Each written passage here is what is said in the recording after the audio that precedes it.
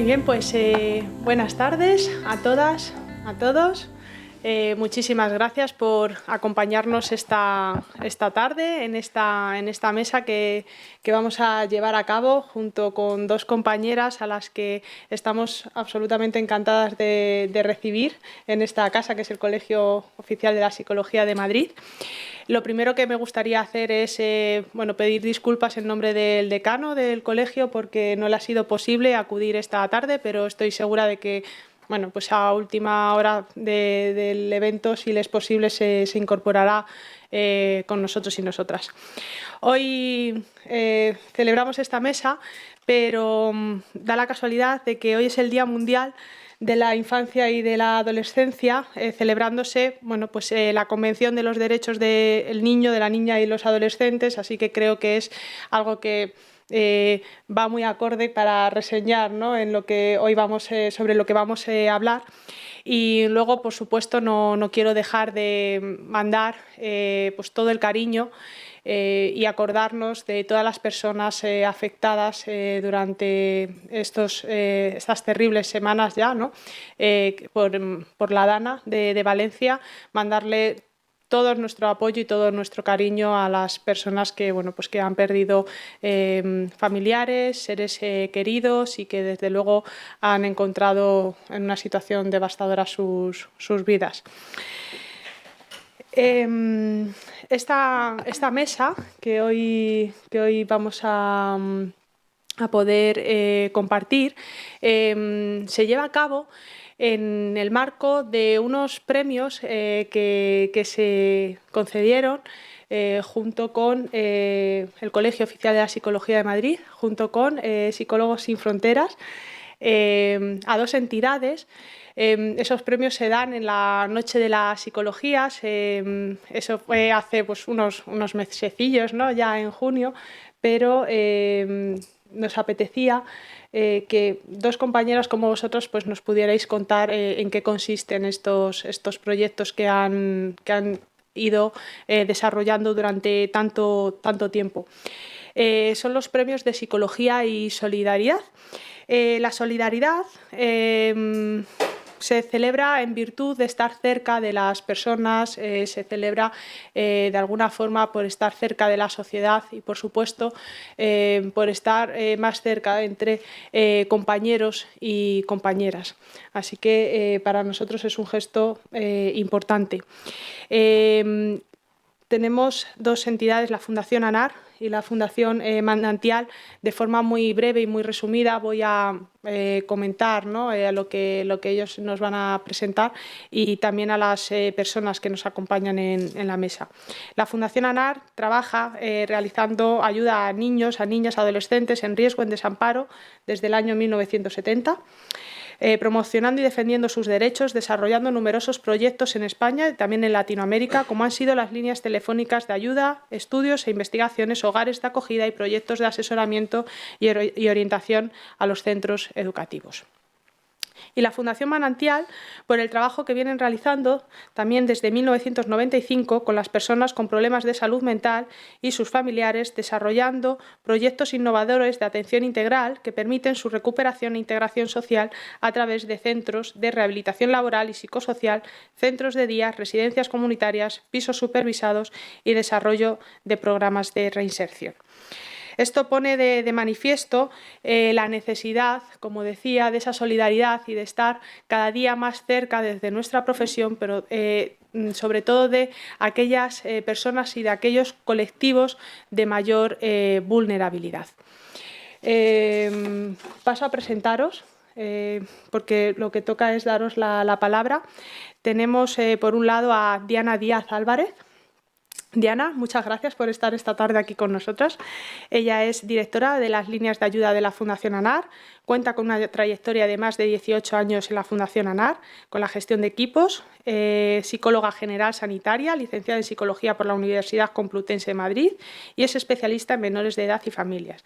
Tiene un máster en Psicología Clínica y de la Salud, es experta en el manejo de urgencias y emergencias, experta en psicoterapia con niños y adolescentes y también especializada en familias y tecnologías.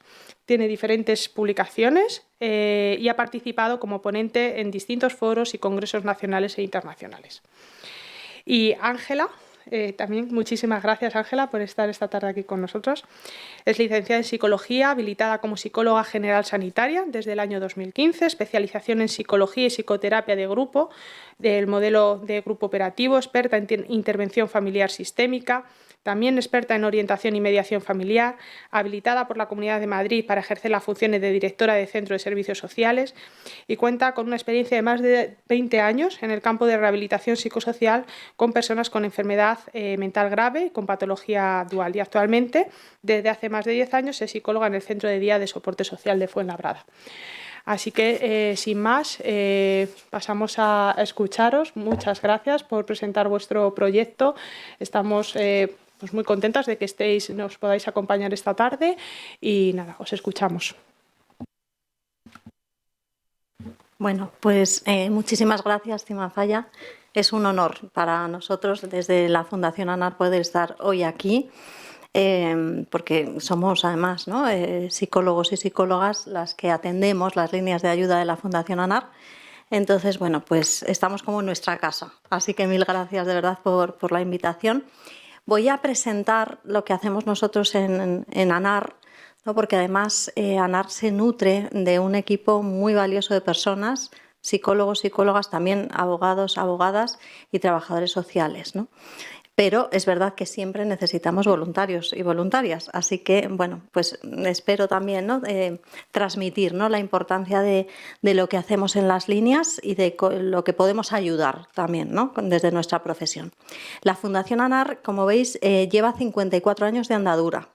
Son muchos años ya trabajando en la promoción, en la defensa de los derechos de los niños, niñas y adolescentes desde que empezamos, ¿no? Y se empezó con un proyecto que son los hogares de acogida, que cada vez cogió más dimensión. Y luego, pasados unos años, ANAR no solo está en España, sino también en Latinoamérica, en distintos países de Latinoamérica, y desarrolla un programa igualmente en centros escolares e institutos. Bueno, pues sobre todo para difundir lo que es el proyecto estrella, que son las líneas de ayuda, que este año hacemos los 30 años ya. 30 años atendiendo a niños, niñas y adolescentes, a sus familias, a cualquier profesional, a cualquier adulto del entorno que detecte una situación de riesgo a un menor de edad. Como veis, aquí están los hitos de esos 54 años. Hemos hecho un montón de cosas, pero efectivamente no solo en España, en Latinoamérica, y hemos ido abriendo distintos canales de ayuda, además de estar en hogares y en centros escolares, institutos. Es muy importante también entender que todo el trabajo que se hace desde las líneas de ayuda de la Fundación ANAR tiene un impacto directo, porque atendemos una media de más de 700 peticiones de ayuda diarias de niños, niñas y adolescentes o familias que nos llaman por niños, niñas y adolescentes que tienen un problema muy grave, como vamos a ver. Entonces, toda esa información es importantísima trasladarla a la sociedad.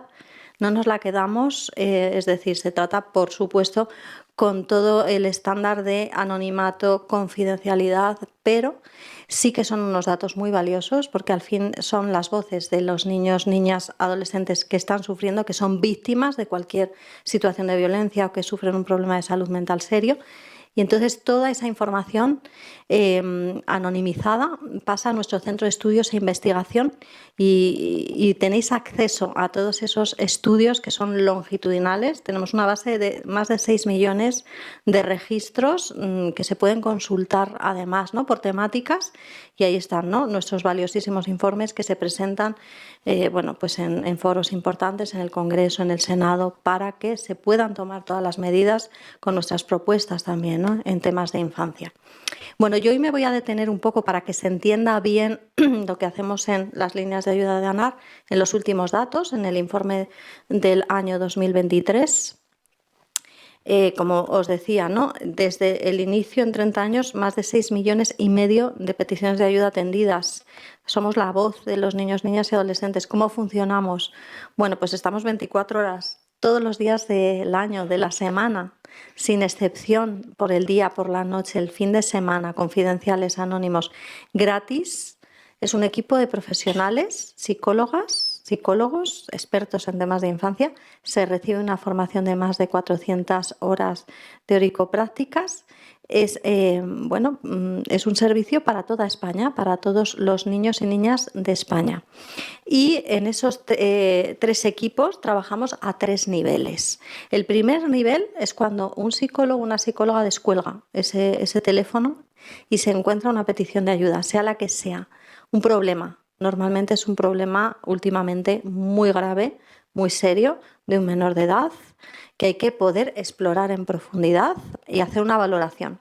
Cada caso es único, cada problema requiere una respuesta individualizada.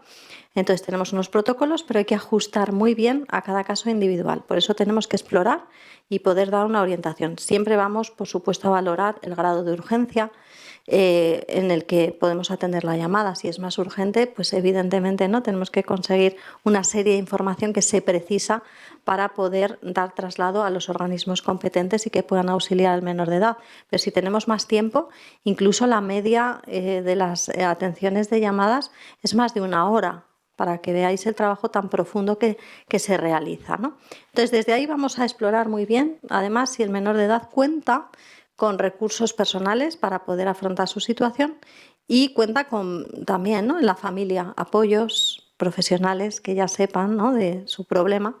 Y el segundo nivel es la derivación, porque muchas veces hay que derivar a profesionales externos. En una llamada, muchas veces, y dada la gravedad de los últimos tiempos, no se va a poder resolver el problema solo desde el menor de edad ni desde su familia. Por tanto, tenemos que derivar a profesionales, dependiendo de la comunidad autónoma donde se encuentre, porque, como decimos, atendemos a toda España y tenemos una guía de recursos que es única en infancia, aglutina más de 17.000 recursos donde poder derivar a ese menor de edad a ese profesional que les va a ayudar. Y luego también intervenimos, ¿no?, en situaciones de altísimo riesgo, gravedad, desamparo, emergencia. Entonces, no hay nadie, a lo mejor, en el momento de la llamada que pueda ayudar a ese menor de edad. Y nosotros sí podemos dar traslado inmediatamente activando el protocolo con las fuerzas y cuerpos de seguridad o con los equipos de emergencia 112. Luego hacemos un seguimiento, eso sí. Para saber en qué situación se encuentra el menor de edad, hacemos el seguimiento con los organismos competentes. Nuestro trabajo es en red. Es decir, ANAR tiene que trabajar en coordinación con todos los recursos de infancia, del sistema de protección del menor, por supuesto con todos los recursos policiales de toda España. Vale, entonces estos son algunos de los organismos con los que nos coordinamos diariamente, con fuerzas y cuerpos de seguridad, protección de menores, servicios sociales municipales, el 112, el Centro Nacional de Desaparecidos, Fiscalía, juzgados, tribunales, Oficina de Atención a las Víctimas, Defensor del Pueblo. Bueno, entonces para poder atender nuestras líneas es necesario, ¿no? Tenemos que tener colaboración y coordinación y acuerdos con todos los ministerios, ¿vale? Porque nuestro trabajo va a depender también, ¿no?, de esa coordinación y, por supuesto, también con todas las comunidades autónomas. En el 2023 atendimos casi a 19.000 menores de edad que estaban sufriendo, algunos de ellos mucho. Para atender a esos casi 19.000 menores de edad tuvimos que atender más de 256.000 peticiones de ayuda en toda España. Como veis, aquí está el mapa representado, las llamadas que nos llegaron por cada comunidad autónoma, y bueno, son muchas, ¿no? Hemos ido, además, en crecimiento, ¿no? Es el año que más peticiones de ayuda y que más niños hemos podido atender, más niños, niñas y adolescentes. Los motivos de consulta, esto es, digamos, como lo más importante que os tengo que explicar. Nosotros desde las líneas podemos atender cualquier motivo, cualquier preocupación. Estamos preparados para ello. Pero es verdad que en los últimos años ya llevamos una tendencia que se va repitiendo. El primer bloque en los 2 últimos años es la salud mental. Es decir, los niños, niñas y adolescentes nos llaman por problemas graves de salud mental. Sobre todo después de la pandemia ha habido un repunte espectacular. Y el primer motivo, o sea que eso es el 42,9% de sus consultas. Y el primero de todos los motivos de salud mental, la conducta suicida, la ideación o el intento de suicidio. ¿vale? Entonces eso supone el 20% de todas las consultas que se realizan en el año en las líneas de ayuda de ANAR. En los segundos motivos, pues tenemos otros problemas psicológicos, bueno, como son los trastornos de la conducta alimentaria, los problemas de soledad, ansiedad, miedo, síntomas depresivos. En tercer lugar, las autolesiones, que también ya sabéis que es un fenómeno que repunta con muchísima fuerza en la adolescencia y que tiene mucho que ver, ¿no?, también con lo tecnológico, con el mundo tecnológico y todas las ideas, ¿no?, que por ahí, bueno, pues van a obtener muy nocivas procedimientos, métodos, y no, por supuesto, no vienen de manos de profesionales, sino que vienen de manos muchas veces de personas que están pasando un mal momento, que son menores de edad y que se están dando, ¿no?, toda esa información tan inadecuada y tan peligrosa. Otros problemas de salud mental, por ejemplo, las adicciones, han subido las adicciones tecnológicas también en los últimos tiempos, y problemas de conducta. Las líneas rojas son las consultas que nos han hecho los propios menores de edad. Si miramos a las líneas grises, son las consultas que nos han hecho los adultos del entorno. Entonces, los adultos del entorno también consultan por problemas de salud mental de sus hijos e hijas, pero en mucha menor medida, el 18%.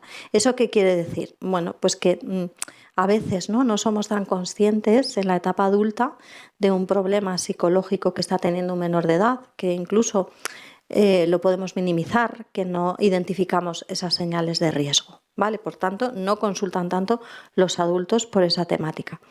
Por el bloque de violencia, sí. El bloque de violencia sobre todo son los adultos, en un 63% de las consultas, por todas las formas de violencia, sobre todo las violencias más silentes, más invisibles, las que no se ven, el maltrato físico, el maltrato psicológico, de padres a hijos, ¿no? Hay muchas consultas en relación a estos temas. Perdón. El acoso escolar también es una de las temáticas que más atendemos. Además, estamos atendiendo también el teléfono, no solo nuestras propias líneas de ayuda, sino también el teléfono contra el acoso escolar y los malos tratos del Ministerio de Educación. Por supuesto, casos de agresión sexual. Hemos presentado el año pasado un informe específico, un estudio de agresiones sexuales, cómo han aumentado en los últimos 5 años. La violencia de género, agresiones extrafamiliares, bueno, todas las formas de violencia que además también tienen el componente tecnológico muy transversal, ¿vale? La tecnología es un nuevo escenario para ejercer la violencia y por eso llega con tantísima fuerza. Por otro lado, además de salud mental y violencias contra menores de edad, que también los propios menores de edad, como veis, las consultan ellos y ellas, hay otras cuestiones, ¿no? Dificultades en la convivencia, dificultades de relación con sus iguales, problemas sentimentales, porque estamos hablando de la etapa adolescente, problemas de sexualidad, qué bien que llamen a un servicio profesional, ¿no? Porque es un tema muy tabú. Es decir, cualquier tema que pueda preocupar a un menor de edad.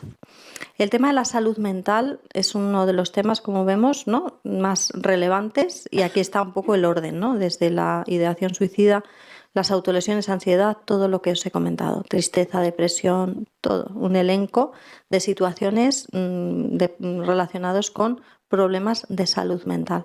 Pero es que también en el entorno del menor de edad, cuando nosotros atendemos una llamada, no solo vamos a atender, digamos, la consulta del propio menor de edad y mirar solo en el propio menor de edad. Siempre vamos a explorar el entorno. ¿Y qué nos encontramos? Pues que también hay problemas de salud mental muy serios en el entorno del menor de edad, ¿no? Y ahí, sobre todo, estamos hablando de problemas psicológicos como síntomas depresivos, ansiedad, pero también hay muchas adicciones, intentos de suicidio también en el entorno, porque hay otros menores de edad o incluso los propios padres tienen problemas con la conducta suicida. Por tanto, ¿cómo no van a tener los menores de edad, ¿no?, también como modelo de referencia? Es decir, al entorno hay que prestar muchísima atención porque normalmente está también muy afectado. Y autolesiones incluso. Y en violencias, pues también, ¿no?, en un porcentaje altísimo. Violencia intrafamiliar, violencia de género, abandono, agresiones sexuales y todas las formas de violencia. Eso es lo que más nos encontramos, ¿vale? Bueno, cuando nosotros atendemos una llamada, es verdad que siempre, como os decía, valoramos la urgencia, la gravedad para saber en qué escenario nos encontramos y bueno, hay que dar más prioridad.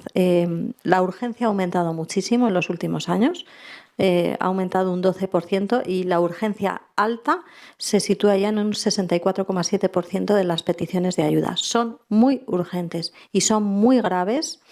La gravedad más alta en el 74,4%. Es decir, vamos un poco a peor en ese aspecto, ¿no? La ayuda es muy necesaria. La orientación que prestamos, por supuesto, en ese panorama que acabo de describir es la más completa. No solo actúa el psicólogo, sino que también tiene que actuar el equipo de abogados y trabajadores sociales para dar mucho soporte al psicólogo o la psicóloga que está atendiendo la llamada, ¿no? Entonces, como veis, la orientación psicológica, jurídica y social es la más alta tanto en las consultas de menores de edad como las de adulto. ¿Qué edad tienen, no? Un poco por hallar el perfil de los menores de edad que nos llaman. Bueno, pues cubrimos todas las franjas de edad. En las líneas del adulto y la familia, por supuesto, nos están llamando para hablarnos de todas las edades, pero cubren especialmente las primeras etapas de la infancia. Si no, un menor de edad no puede llamar. Por debajo de 11 años no va a poder hacer esa petición de ayuda. Entonces ahí son los adultos del entorno especialmente. Y los menores de edad nos empiezan a llamar con fuerza a partir de los 12 años, como veis, en adelante, hasta los 17 años incluido.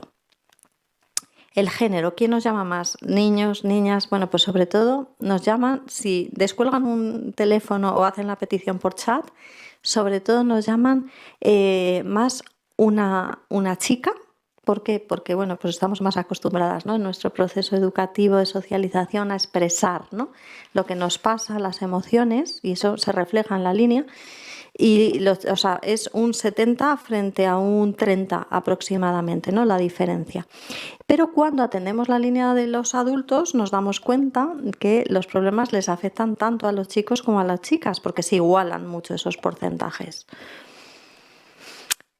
Para que veáis la dimensión, ¿no? De lo que atendimos el año pasado, y esto solo hablamos del 2023, bueno, hicimos casi 90.000 derivaciones a profesionales y recursos del entorno por problemas muy graves y muy serios, y casos de enorme gravedad donde hemos tenido que intervenir con fuerzas y cuerpos de seguridad o con los equipos de emergencia, pues 5.871 intervenciones, ¿no? Donde hemos tenido además que realizar seguimiento. Quiero detenerme especialmente en el último año, las ideaciones e intentos de suicidio. Como veis, hay un aumento año tras año, y nos situamos ahí, ¿no? Bueno, pues como veis, más de 5.000 peticiones de ayuda por conducta suicida el año pasado y por autolesiones 3.348, ¿no? No estoy hablando de peticiones de ayuda, estoy hablando de casos, estoy hablando de niños, niñas que presentaron solo en las líneas de ayuda de ANAR un tema relacionado con la conducta suicida y con las autolesiones, ¿vale? Si son peticiones de ayuda todavía se multiplican porque un menor de edad ha podido hacer muchas más peticiones de ayuda. Bueno, ¿qué hay detrás de los problemas de salud mental según lo que nosotros escuchamos? Bueno, 1.000 cosas, ¿no? Porque además ahí tenemos el equipo de sociólogos también del centro de estudios y sacamos al final, ¿no? Un poco los relatos, los testimonios. Pues bueno, dificultades emocionales, atravesamos crisis, evidentemente es un momento muy trascendente, la infancia y la adolescencia. Y hay muchísima soledad, eso es lo que nos damos cuenta especialmente, la soledad del adolescente, muchas veces acompañada, vivimos en familia, pero los menores de edad muchas veces identifican que se sienten solos, que cuando tienen un problema, pues a lo mejor no se les devuelve, ¿no? Esa respuesta empática, no se recoge el problema. Entonces percibe, ¿no? Como una falta de referentes emocionales, eso está muy presente. Luego todo lo que venimos arrastrando del COVID-19, como no toda la población general, y estamos hablando de población muy vulnerable. Los conflictos intergeneracionales, que son un clásico, pero han podido aumentar también. Vemos también, ¿no?, a raíz del COVID cómo había una ausencia también de referentes externos, de estímulos positivos que vamos retomando, pero bueno, poquito a poco. La violencia, como veis, es uno de los motivos principales de consulta. Hay muchas violencias dentro de las casas y cómo no va a afectar directamente a la salud mental. Y, por supuesto, la influencia tecnológica, como ese escenario, ¿no?, de inspiración para estos problemas. Os quiero hacer referencia a un estudio que presentó la Fundación ANAR hace 2 años de conducta suicida y salud mental en el periodo de 10 años, 2012-2022, según el testimonio. Para que veáis nuevamente el crecimiento, ¿vale? ¿Por qué tasa de crecimiento desde el año 2012 hasta el 2022 de la conducta suicida? Pues la tasa de crecimiento en 1921, es decir, las ideas y los intentos de suicidio se han multiplicado por más de 23. ¿Qué problemas asociados hay con la conducta suicida? Y aquí es verdad que siempre tenemos que ser muy cautelosos, ¿no? Cuando hablamos de conducta suicida tenemos que decir que es un fenómeno multifactorial y multicausal, porque si no lo vamos a asociar a una sola causa y eso es muy peligroso como mensaje. El mensaje siempre a la sociedad, el mensaje que tiene que llevar los medios de comunicación, que tienen que tener mucho cuidado, es que es multifactorial. Hay muchos factores que van a influir en esa conducta suicida.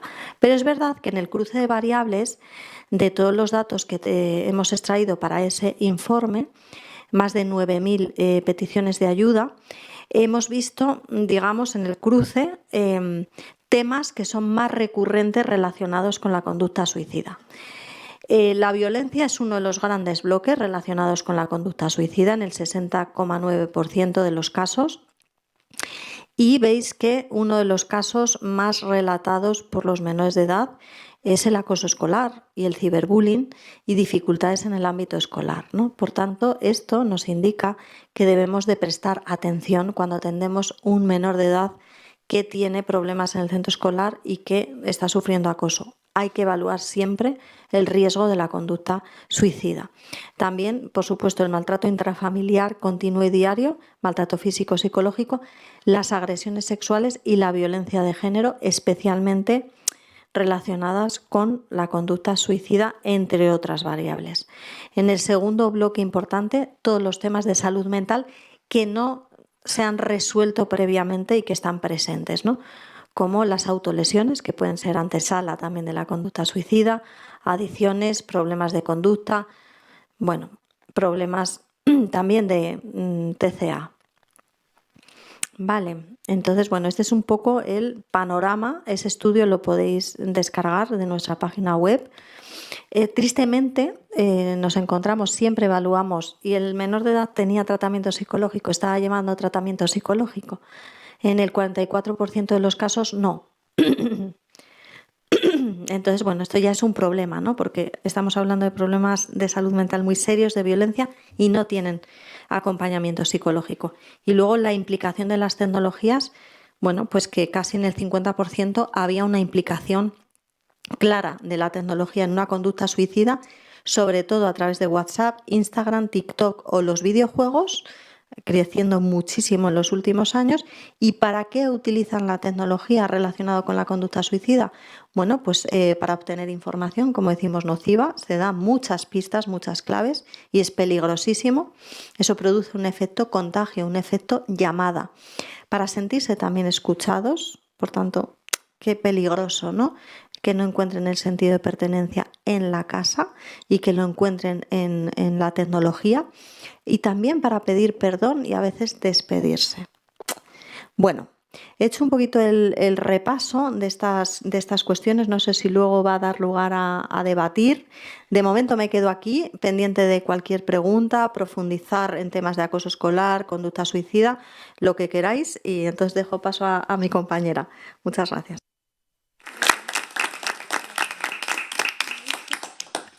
Mi nombre es Ángela González, soy psicóloga en el Centro de Día de Fuenlabrada, que nos dedicamos a la rehabilitación psicosocial en personas con diagnósticos de trastorno mental grave.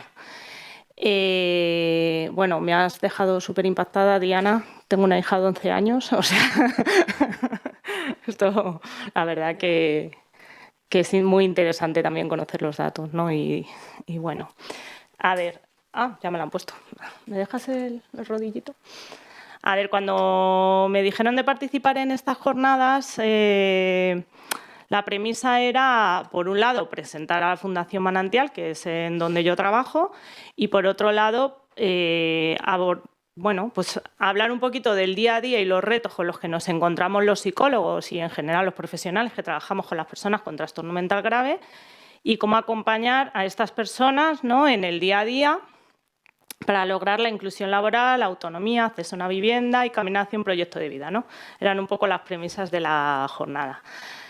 Voy a presentar, en primer lugar, un poco la Fundación Manantial. Voy a intentar pasarlo más breve porque es verdad que tiene muchas áreas de trabajo, pero bueno, que se puede encontrar en la página web, ¿no? Yo lo voy a resumir un poco, pero sí me apetece hablar más, ¿no?, de mi experiencia en el centro y mi experiencia como psicóloga trabajando con trastorno mental grave, ¿no? Entonces, en esto voy a intentar ser un poco más breve, ¿vale? Disculpar que es un PowerPoint de toda la vida, que no sé usar el Canva y estas cosas todavía, entonces es lo que hay, es un PowerPoint así de andar por casa, pero se entiende. Bueno, un breve apunte histórico, simplemente para señalar que a raíz de la Ley General de Sanidad de 1986, que se conoce como la gran reforma psiquiátrica, ¿no?, que fue el cierre de los grandes psiquiátricos, ¿no?, de los espacios manicomiales de toda la vida y tal, a raíz de ese cierre es cuando empiezan a aparecer las asociaciones de familiares de personas con problemas de salud mental, porque al cerrar los psiquiátricos, al volver a las casas con las familias se ven en un momento dado desbordadas y no saben muy bien cómo. Y los servicios de salud mental también se ven desbordados, ¿no?, porque la atención pasa a ser por zonas. Ya no es a través más centralizado en los hospitales, sino a través de los ambulatorios o centros de salud mental, ¿no?, en la comunidad. Entonces, surgen las asociaciones de familiares y a raíz de las asociaciones de familiares, del trabajo que también hicieron, que hicieron mucha lucha porque se les escuchara y porque, ¿no?, se empezaran a implementar medidas y demás, empezaron a crearse lo que ahora conocemos como la red de atención social a las personas con enfermedad mental grave, que es donde trabajo yo y muchísima más gente, ¿vale?, que ahora os cuento. Entonces, es un poco por señalar el contexto en el que estamos. La Fundación Manantial. La Fundación Manantial nace a raíz de la unión de varias asociaciones de familiares, ¿vale? Crearon una fundación en 1995 con la idea, sobre todo, tenían la preocupación de qué va a pasar con mis hijos o mi familiar una vez que los padres fallezcan, etcétera, ¿no? Y por aquel entonces, ¿no?, pensaban en que alguien ejerciera como la tutela, ¿no?, la tutela de personas adultas, ¿vale? Y a raíz de eso se constituyeron en fundaciones y una de ellas, Fundación Manantial, tenía capacidad tutelar. Y sigue teniendo, pero ahora es más pequeña y se llama de otra manera, ya no son tutelas, ahora es apoyo a la capacidad jurídica, ¿no? Han cambiado hasta los términos, es como más respetuoso con la persona en el sentido de analizar más cuáles son las áreas en las que esa persona necesita apoyo, ¿no? Pero en un primer momento estaba con esa preocupación. Con el paso del tiempo y con la creación de esta red que os comento por parte, en este caso, de la Comunidad de Madrid, ¿no?, de la Consejería de Familia y Asuntos Sociales, pues se empiezan a crear dispositivos de rehabilitación psicosocial, ¿vale?, que ahora son los que os empezaré a explicar, que salen a concurso, ¿no?, o sea, son lo cual quiere decir que es público, es de acceso gratuito, porque son servicios públicos, pero con gestión privada. Entonces salen a licitarse y Fundación Manantial, por ejemplo, es una de las entidades, ¿no?, que tiene estas licitaciones, pero hay más entidades, muchas más, ¿no? Pues Intres, Hermanas Hospitalarias, Grupo 5, hay muchas más empresas que trabajan en rehabilitación psicosocial. La Fundación Manantial actualmente tiene también apoyo en el ámbito penitenciario tiene prevención, por ejemplo, en lo que está comentando Diana, pues tiene Casa Verde, que es para la prevención de los niños de familias donde la madre o el padre tiene un diagnóstico de trastorno mental grave, ¿no? Entonces, para dar apoyo a los padres, a los niños. Eso se llama Casa Verde, es nuestro programa de Casa Verde, que luego ahora lo muestro, y también generación de empleo para personas con trastorno mental grave, ¿vale? La misión de la Fundación Manantial es la atención integral a personas que padecen trastornos mentales graves. Eso lo tienen en sus estatutos fundacionales, ¿no? Vale. La red, que es un poco lo que os he comentado. Atención en salud mental. Esto es un poco cómo llegan las personas que nosotros atendemos, ¿vale? Para llegar a nuestros recursos, las personas tienen que ir, bueno, en primer lugar, a su médico de atención primaria, que seguramente les derive al centro de salud mental. Allí serán atendidos, en primer lugar, por un psiquiatra y después, si pasan al programa de continuidad de cuidados, que normalmente son trabajadora social, una enfermera de salud mental, suelen ser ya derivados a nuestros recursos. ¿Esto qué quiere decir? Pues que nuestros recursos de atención no son directos. No puede venir una persona o como vosotros que os llaman por teléfono, no. Siempre es derivado a través de salud mental, del psiquiatra, la enfermera, trabajadora social, que trabajan, ¿no?, en coordinación con nosotros en todo momento. ¿Vale? Entonces se encuentran normalmente, pues eso, son personas que han tenido un diagnóstico, que se encuentran en tratamiento en el CSM, que también acuden a talleres y grupos de allí y que están en un seguimiento. Ellos tienen sus propios recursos de sanidad, como hospitalización breve, media estancia, tratamiento y rehabilitación, o una unidad de larga estancia, que es más para cuidados más prolongados, ¿no?, que es lo más parecido a lo mejor a lo que entendíamos por psiquiátrico, pero claro, es de otra manera, no tiene nada que ver. O sea, ahora ya es mucho más abierto, ¿no?, y demás. Pero bueno, para que nos entendamos. Y también tienen sus propios hospital de día. Y luego están los recursos de la red, que, como os digo, son de atención social, o sea, que van por la Consejería de Asuntos Sociales.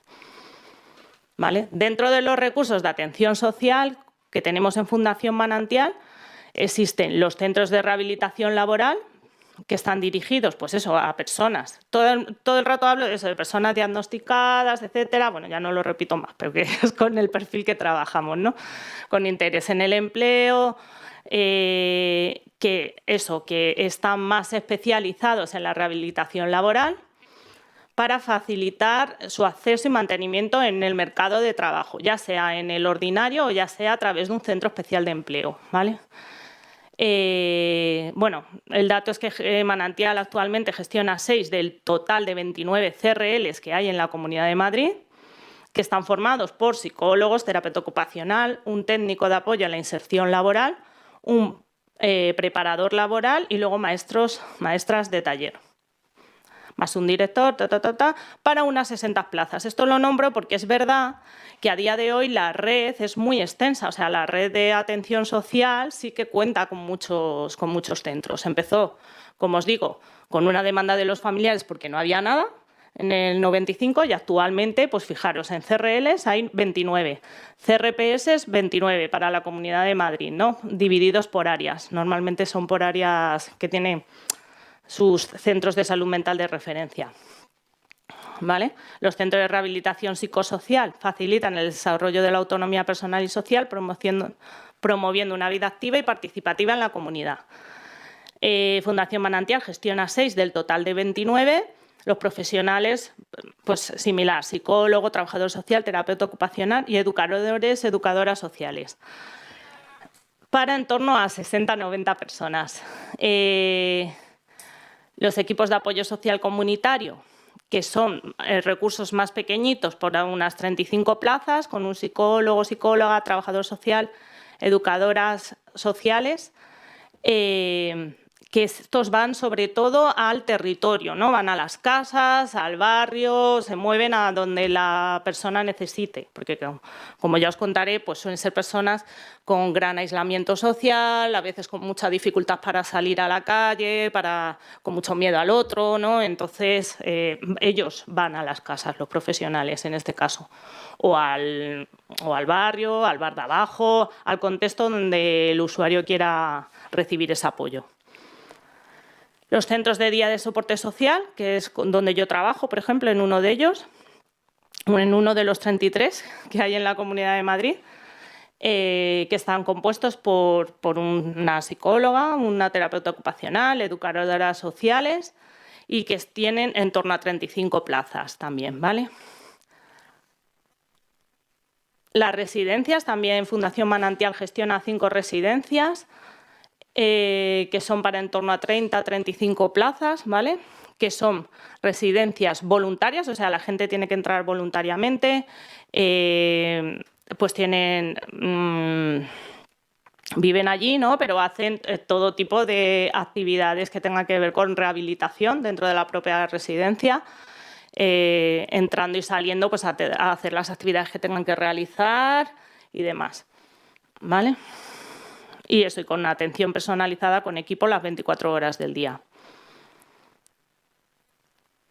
Pisos supervisados. Esto sí que a mí me parece que son un recurso muy interesante porque es cuando unas personas, ¿no?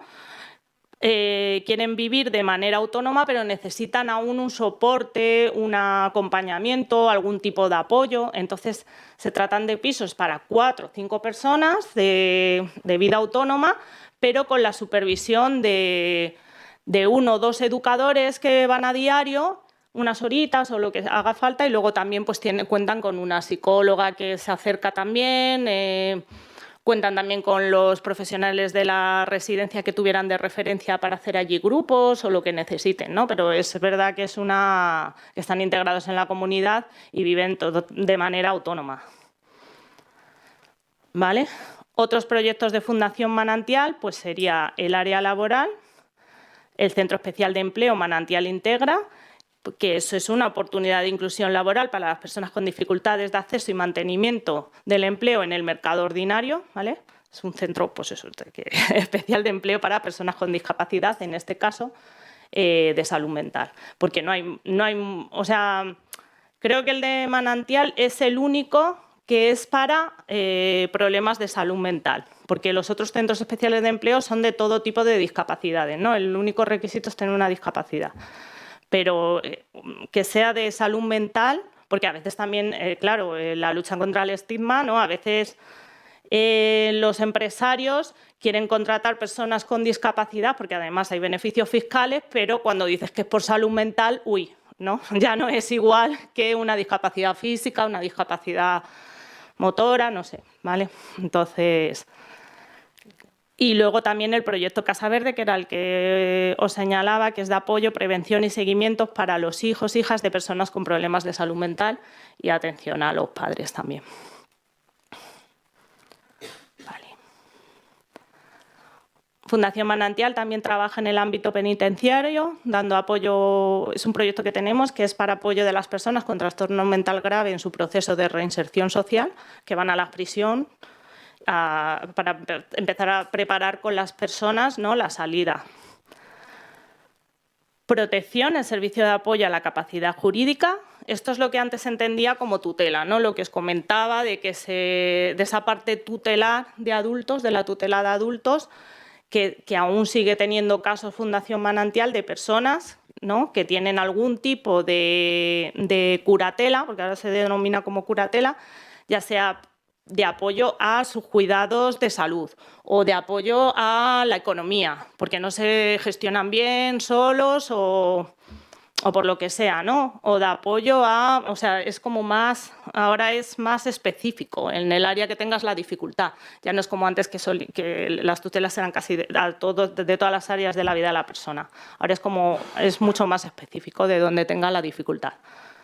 ¿Vale? Entonces, este servicio pues, cuenta además con abogados, economistas, para dar este soporte. Y luego también pues, nuestra línea de voluntariado, que tú también comentabas de la necesidad y lo bien que viene, ¿no? También el voluntariado, como otra visión más alejada de la visión profesional usuario o profesional paciente, ¿no? De toda la labor que hacen los voluntarios por ese lado. ¿Vale? Y luego, bueno, lo que os decía, que os quería contar un poco, y me vais a permitir que lo lea, porque si no se me va a ir, pero lo que es el trabajo o lo que yo he podido recoger de lo que entendemos, o lo que entendemos, hablo en plural porque hablo mucho de mi equipo de trabajo, ¿no? De todo el tiempo que hemos estado trabajando y hemos podido pensar sobre lo que es el trabajar y el acompañar a las personas con sufrimiento psíquico. Entonces, me apetecía como trasladaros un poco cómo lo entendemos nosotros y ya que como las jornadas hablábamos eso del día a día y los retos que nos encuentran los profesionales que trabajamos con personas con trastorno mental grave, pues en primer lugar lo que voy es a tratar de definir qué se entiende por trastorno mental grave, ¿no? Según el pliego de prescripciones técnicas de la Consejería de Familia, Juventud y Asuntos Sociales, que es la que rige a los recursos que pertenecemos a la red, lo que os contaba de la red de atención a personas con enfermedad mental de la Comunidad de Madrid, el perfil de características problemáticas y necesidades de las personas a atender en los centros de día, por ejemplo, pero en casi todos los centros que os he señalado, sería el siguiente. Personas de entre 18 y 65 años de ambos sexos con enfermedades mentales graves y crónicas, principalmente esquizofrenia y otras psicosis, trastornos graves de la personalidad, trastorno bipolar, etcétera, que presenten deterioros o dificultades en su funcionamiento psicosocial y en su integración social. Estar siendo atendido y ser derivado desde los programas de rehabilitación y continuidad de cuidados de los servicios de salud mental del distrito, personas con enfermedad mental severa o grave de curso crónico que presentan un significativo nivel de deterioro cognitivo y psicosocial y o aislamiento social, pacientes con dificultades de integración en recursos sociocomunitarios e importantes necesidades de soporte social y familiar, estar en una situación psicopatológica estabilizada y, por tanto, no estar en una situación de crisis psiquiátrica. No presentar patrones comportamentales agresivos o peligrosos en sí mismo o para los demás, ni problemas graves de alcoholismo o toxicomanía que dificulten gravemente o impidan el trabajo de atención social y soporte a desarrollar en el centro.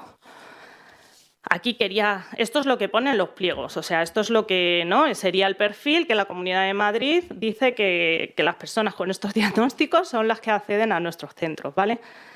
Señala que este punto en el que tiene que estar estabilidad psicopatológica, no presentar conducta, trastornos de conducta, etcétera, pues hace referencia al momento de la derivación por parte de salud mental y como mucho al de acogida, porque una vez en el recurso no es de extrañar, dado todo lo que he señalado, ¿no? Que se produzcan estas situaciones. O sea, eso es en el momento en que te lo derivan. Luego después, pues a ver, lo más normal es que la gente con el tiempo sufra de alguna crisis, reagudización de su sintomatología, problemas de conducta, etcétera, etcétera.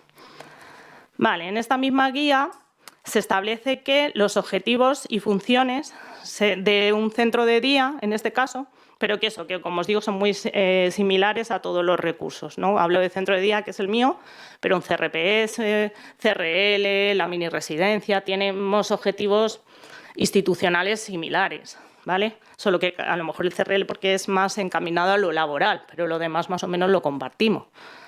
Entonces, objetivos y funciones, pues desarrollo y potenciación de habilidades sociales básicas, mantener o conseguir un nivel mínimo de autocuidados y autonomía, ofrecer soporte social que favorezca el mantenimiento en la comunidad, estructuración de la vida cotidiana del paciente, incremento de las redes sociales, fomentar las actividades de ocio y tiempo libre, proporcionar apoyo a las familias, contribuir a la sensibilización social y lucha contra el estigma. Bueno, esto es lo que aparece sobre el papel, ¿no? Lo que os he comentado. ¿Vale? Esto es lo que viene lo que viene como digamos en el pliego de condiciones o en la guía de intervención, ¿vale? Ahora sí, yo os quería hablar, ¿no? De las características que yo veo de las personas que acuden a nuestros recursos y que he podido observar pues, en más de 20 años que llevo trabajando ya en rehabilitación psicosocial, ¿no? Pues a ver, se trata de personas que principalmente han perdido la confianza en el otro, en el semejante, y que muestran diversas maneras de afrontar esta desconfianza. Miedo, aislamiento, negación del otro, proyección, que han sufrido situaciones traumáticas. Traumáticas porque no pudieron ser registradas ni elaboradas, situaciones inconcebibles para su psique, situaciones de crisis, ruptura, quiebre, que marcan un antes y un después en su historia. Personas con un diagnóstico que los condiciona en muchos aspectos, con sus beneficios, en el sentido de optar ayudas, explicación a los familiares o incluso una explicación para ellos mismos, y sus perjuicios, estigma, asunción del rol de enfermo, cronicidad, etc. Y una larga trayectoria en los servicios de salud mental, ingresos psiquiátricos, rotación por diferentes profesionales, cambios frecuentes de tratamiento, etc. Personas acostumbradas a que tomen decisiones por ellas, normalmente tratadas desde la condescendencia y o el infantilismo por su entorno, cuando no desde la crítica y la desvalorización de sus ideas y opiniones. La mayoría posee una corta o nula experiencia laboral y sus recursos económicos se limitan a una pensión no contributiva de unos 500 euros mensuales o pensión por hijo a cargo. Personas que, a pesar de la medicación psiquiátrica, manifiestan numerosos síntomas, escuchan voces, presentan ideas delirantes, sufren de angustia y ansiedad constante, ideas de muerte y autolesión, conductas autolesivas, síntomas depresivos, rasgos de impulsividad, baja tolerancia a la frustración, alta sensibilidad al juicio externo, baja autoestima, desmotivación, apatía, falta de deseo, es decir, un gran sufrimiento. A esto hay que unir los efectos secundarios de los fármacos psiquiátricos, que enlentecen la actividad mental, afectan a la salud física, etc. Y a la presencia, en un gran porcentaje de casos, de problemas físicos subyacentes mal gestionados, ya sea por negación, omisión o fragmentación del propio cuerpo. O sea, entonces, cuando hablábamos de los retos que nos encontramos los profesionales, pues yo creo que el primero en sí, o sea, es la tarea, ¿no? El poder trabajar con personas pues que están muy destrozadas, ¿no? Que vienen con un gran sufrimiento. ¿Cuáles los objetivos institucionales que os había señalado para las personas que llegan a nuestros recursos son ajenos? Son muy genéricos, en ocasiones demasiado ambiciosos y alejados de su realidad. La realidad es que nuestro trabajo aborda todas las áreas de la vida que la persona nos quiera traer y que supongan la mejora de su funcionamiento psicosocial y de su calidad de vida. En la mayoría de las ocasiones, el primer paso es ayudar a la persona a identificar para qué le puede servir el recurso, identificar necesidades, intereses y luego diseñar acciones, intervenciones grupales e individuales en equipo que contribuyan a incrementar los recursos personales, sociales y del entorno que permitan a la persona desarrollar su vida del modo menos sufrido y más satisfactorio posible según sus propios valores y potencialidades. Por tanto, eso, como os decía, a mí me parece que la tarea es muy complicada y que es muy necesaria la formación continua, la reflexión ética, el debate, la autocrítica y el trabajo en equipo, siempre muy importante, ¿vale? En un equipo multidisciplinar donde pues, trabajamos desde la horizontalidad y de que todos aportamos desde nuestros saberes, ¿no? Los retos que nos encontramos pues, son varios. Una población con muchas dificultades y alto sufrimiento, también numerosos mandatos institucionales, que eso pasa mucho, procesos lentos y muy a largo plazo. Y entre ellos uno fundamental, reflexionar y asumir cómo nos posicionamos ante el sufrimiento psíquico, puesto que esto va a condicionar las prácticas que llevemos a cabo. Esto luego pues, hablaré un poco más de ello, pero a mí sí me parece importante reflexionar sobre esto, ¿no? De hecho, ahora quería dar un poco como unas pinceladas sobre eso, sobre cómo y desde dónde trabajamos en el recurso en el que yo trabajo, ¿no? En el centro de día.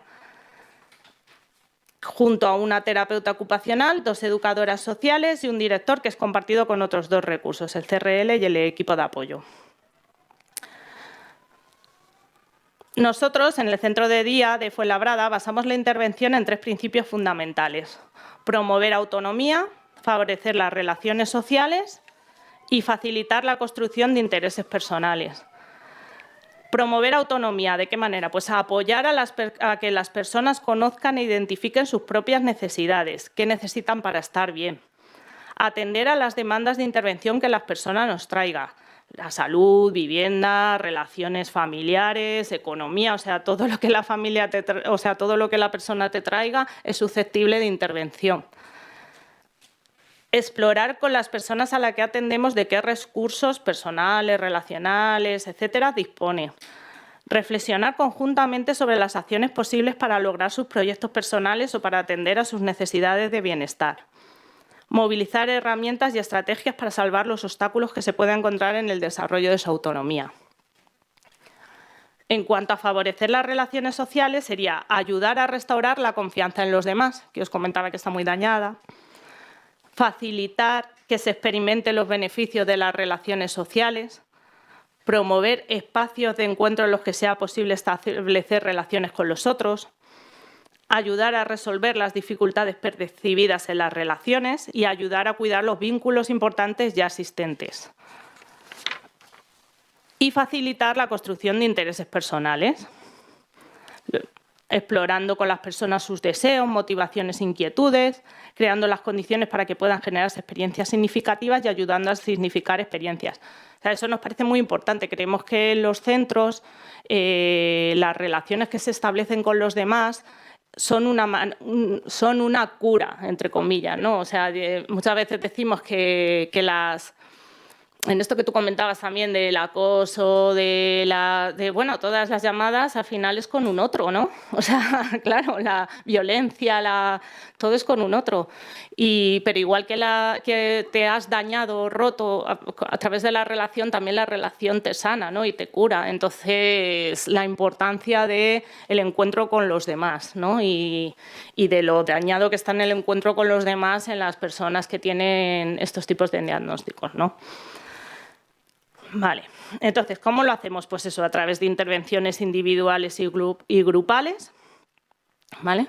Intervenciones familiares, acompañamientos en el entorno, diseño de acciones comunitarias, etcétera.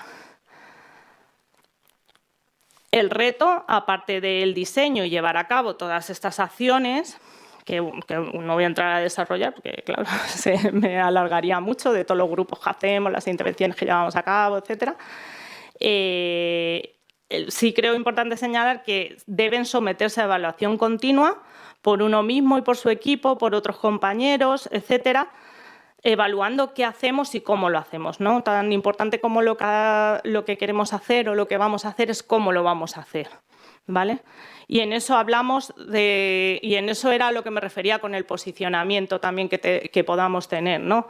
Si tú te colocas en un nivel como de experto y que el saber profesional está por encima del saber de la persona, vas a actuar de una manera. Si te colocas desde un lugar en el que es acompañar a la persona y no imponerte, sino acompañarla en su proceso, en lo que ella pueda y no pueda, la intervención va a ir por otro cauce, ¿no? Entonces, eso también uno se tiene que analizar y con otros ver cómo quieres hacer las cosas, ¿no? Porque es importante cómo hacemos las cosas, no solamente el que vamos a hacer. Entonces, sí quería transmitir un poco de lo que nosotras hemos pensado a lo largo de estos años de trabajo, ¿no? Y que, pues dejando claro eso, que no hay formas de obrar bien o mal, sino que yo creo de reflexionar sobre ello, ¿no? Y de hacer... de fundamentar la práctica, ¿no? De que tu práctica esté fundamentada, tanto en conocimientos teóricos como en la experiencia. En la experiencia no me refiero a años de trabajar en esto, sino en lo concreto. ¿Qué haces con esa persona? Evalúalo, analiza qué ha pasado. O sea, es hacer, pensar, pensar, hacer, hacer, pensar, pensar, hacer, ¿no? No es un círculo, es una elipse, ¿no? ¿Cómo se llama esto? No me sale ahora la palabra. Pero bueno, siempre en continua reflexión, ¿no? En autoconocimiento, muy importante, yo creo también cuando trabajamos con el sufrimiento de los demás, creo que también tenemos que hacernos nuestro propio trabajo para poder sostener a los demás, ¿no? Creo que es muy sufrido para las personas que trabajamos en estas áreas y que también tenemos que hacer nuestro propio trabajo personal. Cuestionarnos y reflexión continua para no caer en, por ejemplo, Nosotros se habla mucho de la cronicidad del paciente, hay que tener mucho cuidado en la cronicidad del profesional, ¿no? de que no sea tu mirada la que cronifica en lugar de que sea... Entonces siempre tienes que estar cuestionándote y eso es muy importante hacerlo con otros, lo que hablábamos de que no estamos solos y menos mal, ¿no? Y el poder también estar abierto a la autocrítica y a la crítica de los demás para poder construir entre todos. Entonces, creo que eso es también solidaridad, ¿no? Ya que era parte de las jornadas. Entonces, bueno, en ese cómo acompañamos a las personas, que era otra de lo que venía, ¿no? Que me sugeristeis para las jornadas, pues yo lo que más quería transmitiros era que nosotras en concreto, tras este trabajo que hemos hecho reflexivo y demás, confiamos en la capacidad de las personas para buscar su manera de mejorar, de sentir mejor, de poder soportar la vida del modo más satisfactorio posible, incluso teniendo historias de vida difíciles y recursos personales mermados. La persona no puede ser un sujeto pasivo de intervención, sino agente en su proceso de construcción de salud. Nuestro trabajo es ayudar a cada persona a encontrar su manera de sentir mejor, no acercarles a un estado ideal.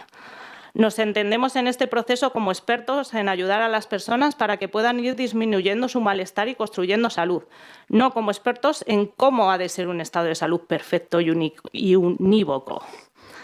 Crear lazos de relación con las personas a las que atendemos basadas en la confianza y no en el poder. Con relaciones basadas en el poder nos referimos a una relación jerárquica en la que el saber profesional se impone sobre el saber de la experiencia, anulando la posibilidad de las personas atendidas de participar en este proceso de construcción de su mejoría. Respeto a la autonomía y responsabilidad en la toma de decisiones. Cada persona es responsable de las decisiones que toma y de las acciones que decide emprender o no en su vida. En la relación que establecemos podemos asesorar o dar otras perspectivas, pero nunca imponer la nuestra o decidir por los demás. Tampoco imponemos tratar ningún tema, atender ningún aspecto de su vida o comportamiento que no deseen cambiar o compartir, ¿no? Tener el respeto en ese sentido, de que tenemos que trabajar con lo que la persona nos traiga. Validación. Claro, por ejemplo, estaba pensando que en vuestro caso ellos hacen la demanda. Nosotros muchas veces vienen porque las familias les insisten en venir, desde salud mental es la indicación, entonces no hay a lo mejor una necesidad real percibida o un deseo por venir. Entonces, claro, esto es un trabajo de mucho tiempo y de muy centrado en el vínculo con la persona para que la persona vaya identificando qué necesita, cómo le podemos ayudar y en qué se deja ayudar y qué es lo que no. Y hay que ser muy respetuoso y tener uno de los retos también de profesionales es trabajarse los tiempos, porque estamos acostumbrados, y más en la sociedad actual, a tiempos rápidos y estos son procesos muy largos, ¿no? La gente lleva muchos años con mucho sufrimiento.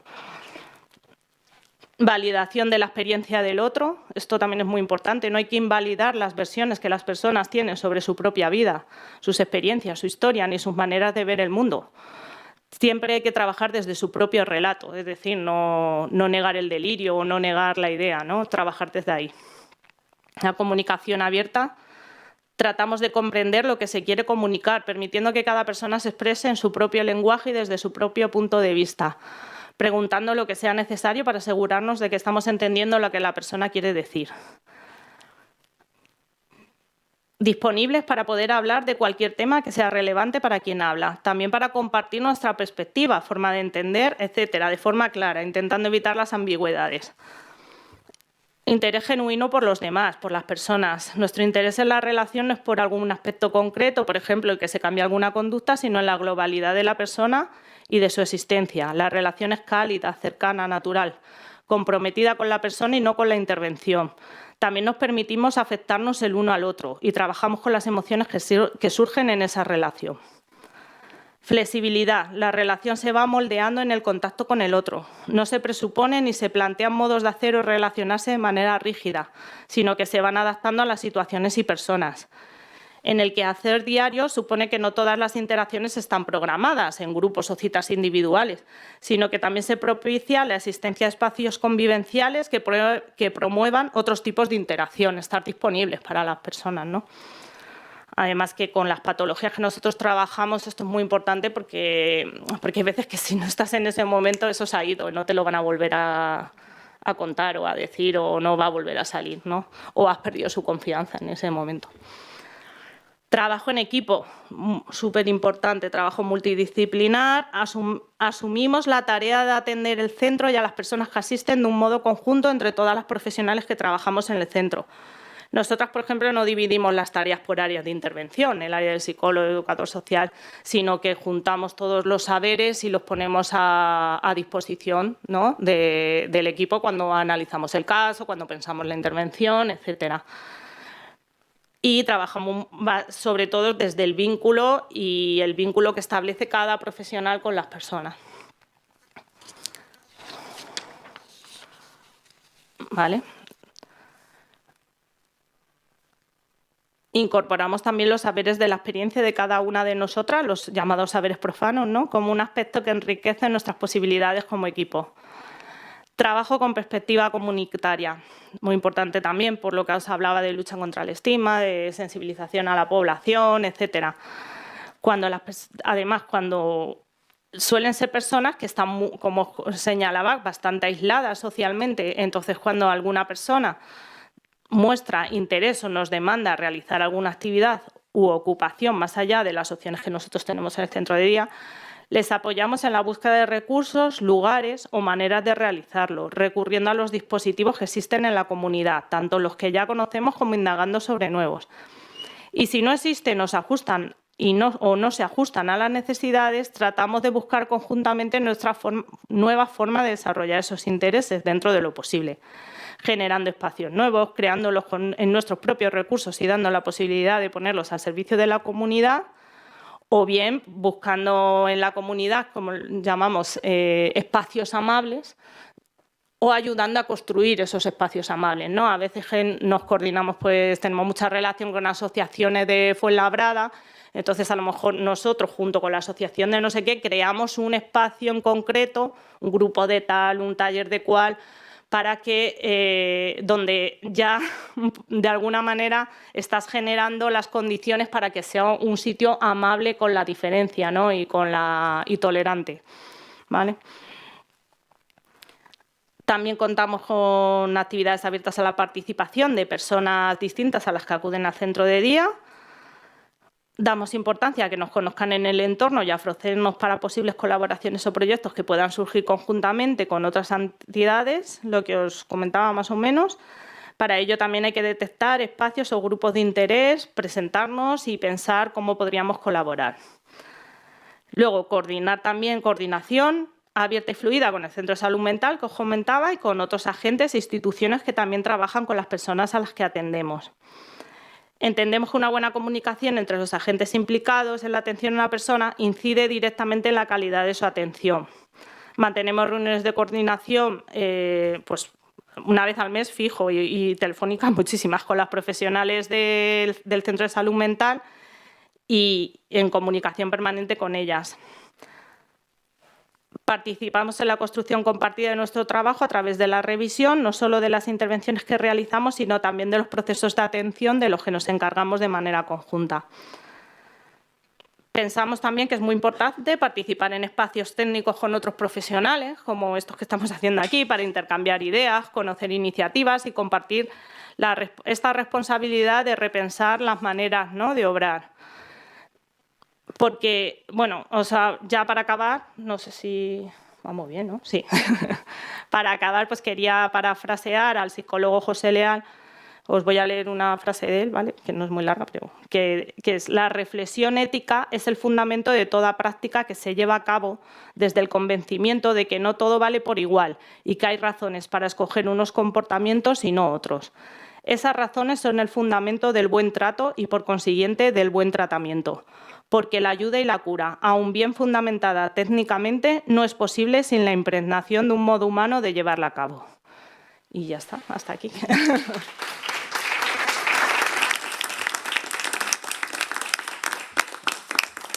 Vale, tengo una pregunta sobre la Fundación ANAR y no sé si puedes contarnos un poco cómo intervienes tú o intervenís cuando un menor os llama por ideación o intento de suicidio. ¿Cómo manejáis eso y cómo realizáis el seguimiento para estar pendientes como tal del menor en cuestión?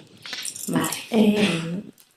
No puedo entrar en protocolos, pero exceptuando ese aspecto, sí voy a hacer un poco el repaso, ¿no? Cuando nosotros, efectivamente, la línea está disponible para que entre cualquier petición de ayuda. A ver, normalmente por conducta suicida no te van a relatar que se quieren suicidar o que han pensado o que han hecho una tentativa de primera mano, ¿vale? Por eso es importantísimo tener un equipo de expertos muy bien formado, muy bien preparado, para que puedan hacer una exploración de todas las áreas de la vida del menor de edad, de su sufrimiento. Todas las personas presentan una primera demanda.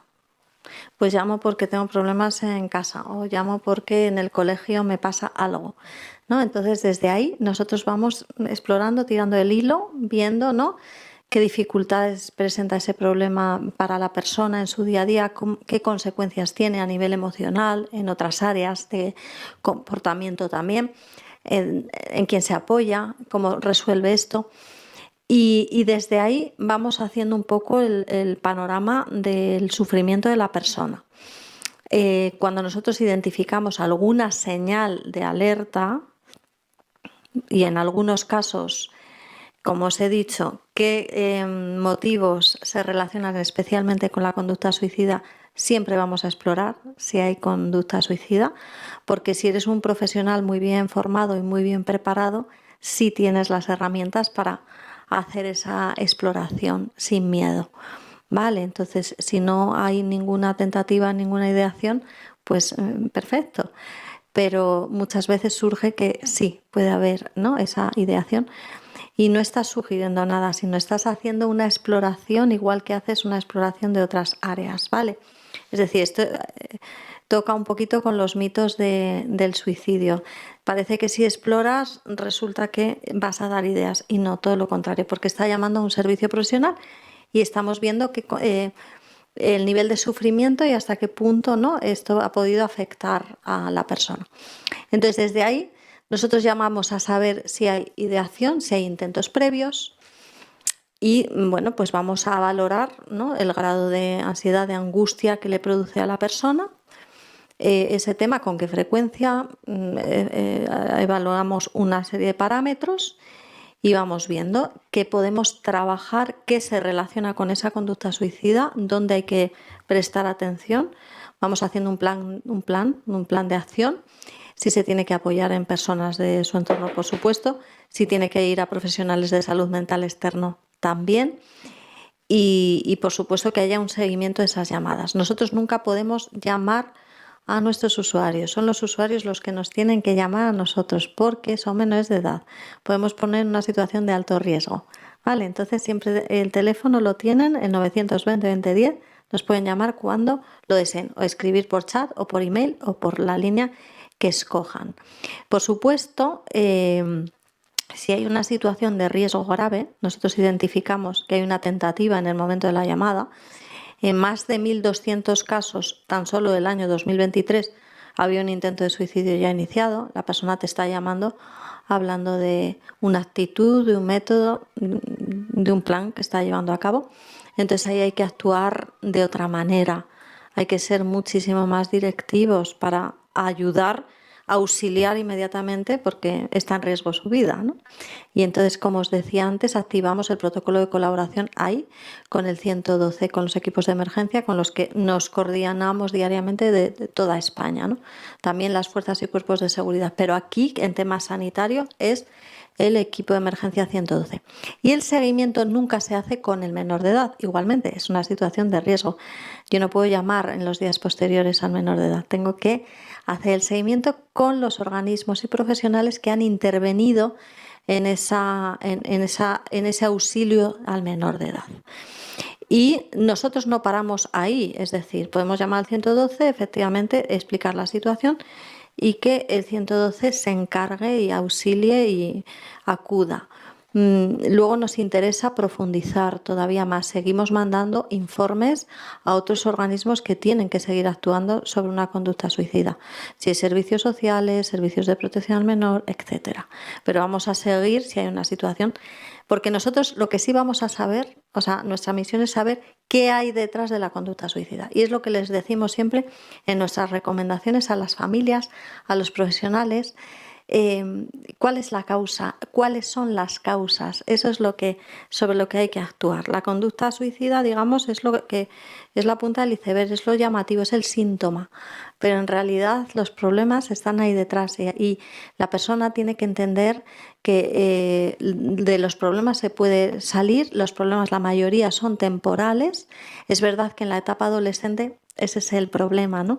Que pensamos que todo es para siempre y es al contrario. Muchos de los temas van a ser cambiantes y temporales. Y si no lo son, como por ejemplo un acoso escolar que se viene repitiendo año tras año y se cronifica y no se ha encontrado una solución, evidentemente ese tema hay que abordarlo, ¿no? La familia tiene que tomar cartas en el asunto, por supuesto, el centro escolar y siempre, ¿no?, con el menor de edad, que sepa muy bien qué actuaciones se van a tomar y reforzar muchísimo, como ya sabemos, temas muy personales, autoestima, autoconcepto, un trabajo, ¿no?, de desarrollo personal para solucionar el problema, que no se cronifique, que no se genere una indefensión aprendida. Me he ido muchísimo de la pregunta, pero es que es muy amplio. Bueno, muchas gracias, muy interesante. Gracias. Sí, bueno, a ver, quería comentar que me ha venido así a la cabeza. Digo, madre mía, la cantidad de usuarios nuestros que nos hablan de que han sufrido acoso en la infancia. O sea, acoso escolar. Bueno, a ver, lo que comentaba antes, cuando empiezas a explorar la biografía de la gente, todos los diagnósticos, hay una historia de trauma detrás, como contaba, traumático no es lo que cada cual identifica como traumático, ¿no? Pero sobre todo el acoso escolar, si no lo hablan el 90%... La huella. Sí. Tenemos otra pregunta, creo, ¿verdad? Sí. Bueno, yo tenía dos preguntas. Vale. Bueno, una para cada una. Bueno, a ti primero, Diana. Sí. Te iba a preguntar que si dentro del personal que tenéis, que creo que habéis dicho que hacen luego una formación ahí a nivel interno, si hay como una especialización. O sea, cuando alguien os llama, por ejemplo, y ya identificáis como el motivo de la llamada, hay cierta derivación, o sea, tenéis a un personal más formado en este tipo de problema o en este tipo de problema, o todo el mundo está preparado para atender a todo tipo de problemas. Daros cuenta que la casuística es muy amplia y está muy mezclada. Conducta suicida son todos los problemas, en realidad, violencias, problemas escolares, problemas de salud mental previos no resueltos. Es decir, nosotros no podemos tampoco cribar la gravedad, la urgencia, hasta que no exploramos en profundidad. Todo nuestro personal tiene que estar plenamente preparado para atender todas y cada una de las casuísticas. Desaparición de un menor, un problema jurídico que también puede llegar y está en nuestro equipo de abogados siempre asesorando. Entonces, la formación es extensa para poder atender todo tipo de peticiones de ayuda, porque son multifactoriales y multicausales. Vale. El seguimiento se hace desde los departamentos. ¿Y esa persona vuelve a llamar, por ejemplo? ¿Le volvéis a pasar a la misma persona? No, somos 24 horas, servicio de 24 horas. Por supuesto, no queremos encadenar un llamante a una persona que no va a estar a lo mejor en ese turno de trabajo, ¿vale? Entonces, nosotros siempre tenemos una misma manera de actuar que está muy protocolarizada y lo explicamos al menor de edad.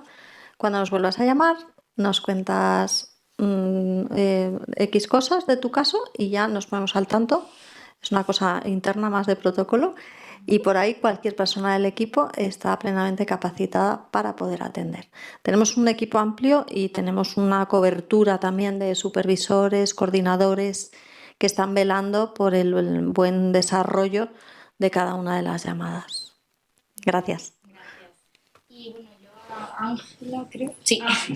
Te iba a preguntar que todo eso que has comentado del tema de las tutelas, que decías que ahora había cambiado y tal, que cómo se hace un poco como para tutelar a alguien, por así decirlo, pero que sea solo como acompañándole, respetando su independencia, porque yo al final, o sea, yo soy voluntaria, por ejemplo, y yo he visto cómo teniendo la tutela de alguien muchas veces pues le gestionas su dinero y todo ese tipo de cosas, cómo haces todo eso como solo acompañándole, respetando su independencia, o sea, me parece como muy complicado.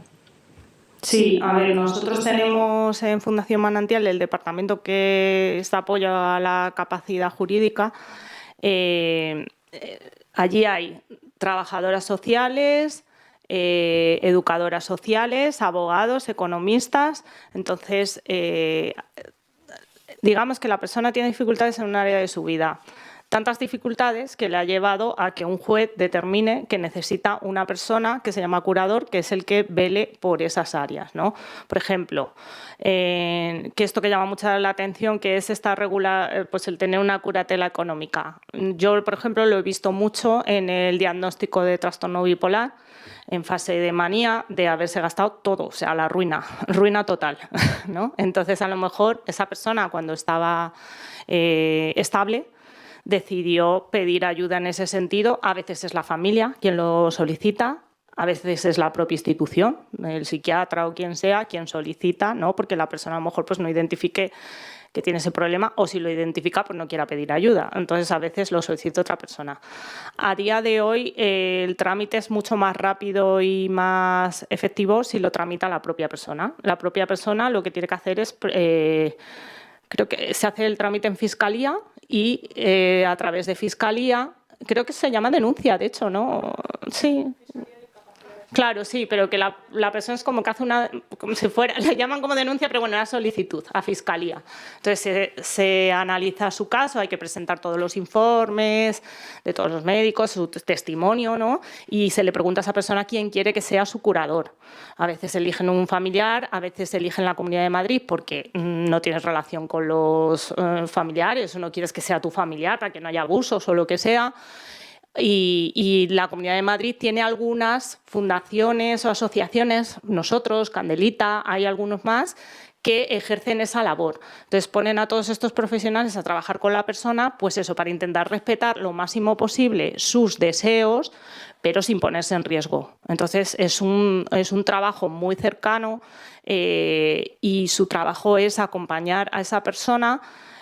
Le ven semanalmente a lo mejor y como os contaba yo, a través de un proceso largo en el tiempo en el que vinculas con esa persona, vas conociéndole para también poder apoyarle en lo que decida querer hacer, pero evaluando pros y contras, ¿no? O sea, apoyando, siendo un poco como la muleta en los momentos en que esa persona no es capaz de ver los pros y contras de cada decisión, pues apoyándole ahí, digamos. De nada. Buenas tardes, Ángela. En primer lugar, agradecerte la intervención. Tengo dos preguntas. La primera de ellas igual es un poquito retórica, no sé si complicada de contestar, ¿no? Pero ¿qué concepto de cura, vamos a escucharlo muy entrecomillado, transmitís a este tipo de pacientes que son de tan larga evolución, con tanta cronicidad de la que hablabas antes, ¿no? Y sabiendo que realmente no hay una cura médica como tal en el concepto propio de recuperación integral de la salud en, no sé si todos los ámbitos, ¿no? Uh-huh. ¿Cómo trabajáis con estas personas? Esa aceptación de estas condiciones que tienen y saber que a lo mejor la cura no es cura, sino una estabilización, simplemente, e intentar mantener esa estabilización el mayor tiempo posible. O sea que... Pues lo principal es el diálogo continuo y esas preguntas que me has hecho, hacérselas a la persona.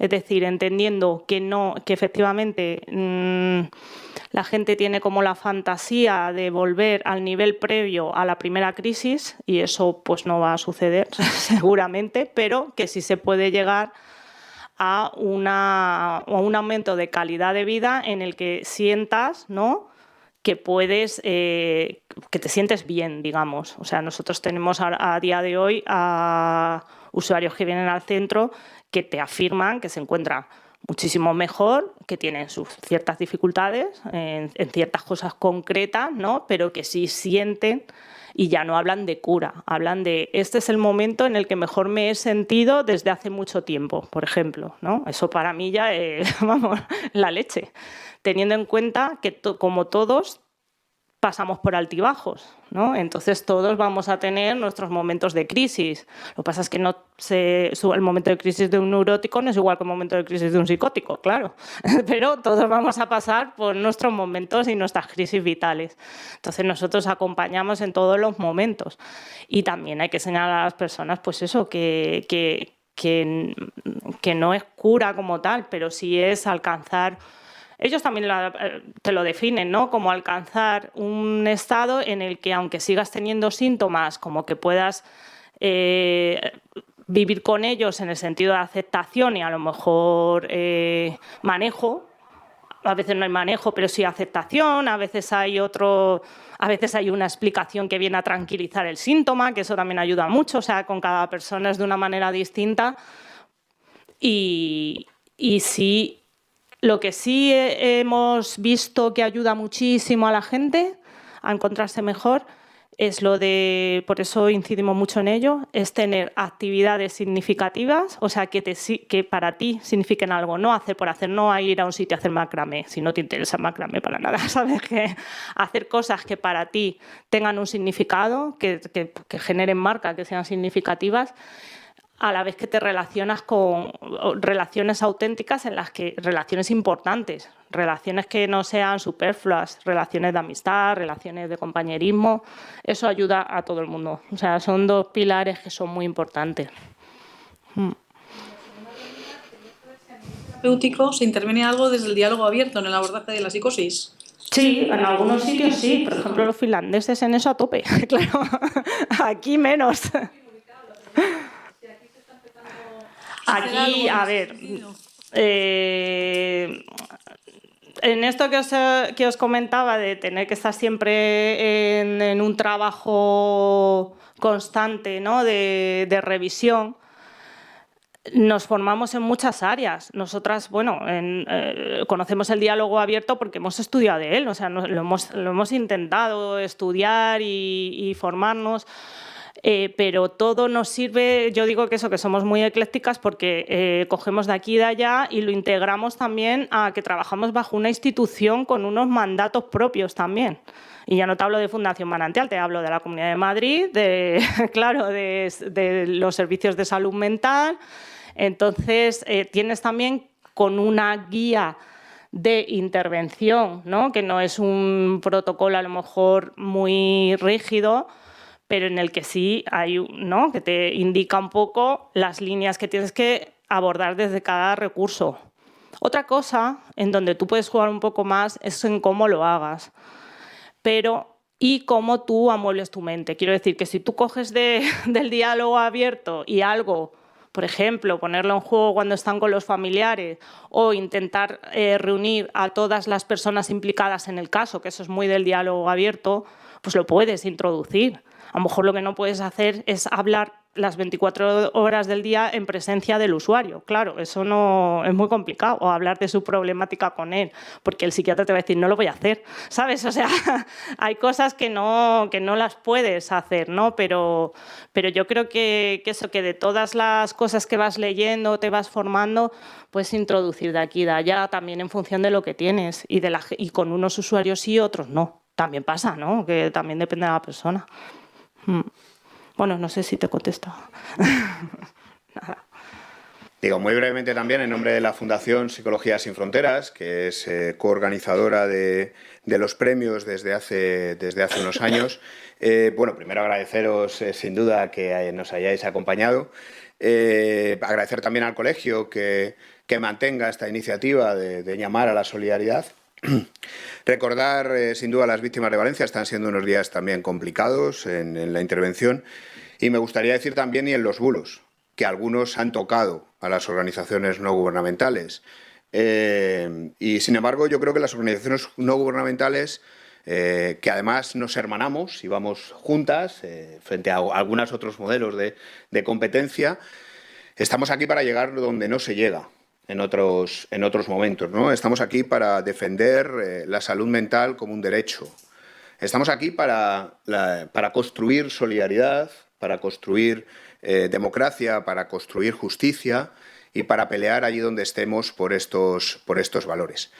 Y estamos aquí en el Colegio Oficial de la Psicología porque creemos que es compatible todos estos valores, de hecho son imprescindibles para el ejercicio de la profesión, para un ejercicio de la profesión solidario, comprometido con la gente y llegando a donde no se llegan en otros momentos, ¿no?